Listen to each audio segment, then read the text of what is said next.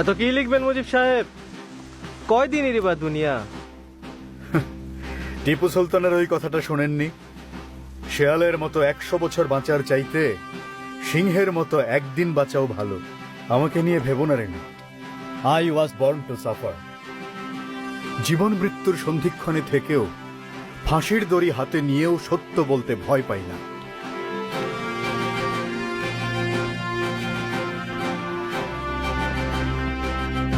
ষড়যন্ত্র চলছে, চলবেও। আমার ফাঁসি হয়ে যাবে, ভয় পাই না। ষড়যন্ত্র যত শক্তিশালী হোক, সেটা মিথ্যা। জনতার শক্তির উপর আমার বিশ্বাস আছে। ধন্যবাদ পল্লী সম্রাট আব্বাস ভাই। ষড়যন্ত্রের গন্ধটা পাকিস্তানের শুরুতেই আপনি পেয়েছিলেন। তখন আমি ঢাকা বিশ্ববিদ্যালয়ের আইন বিভাগের ছাত্র।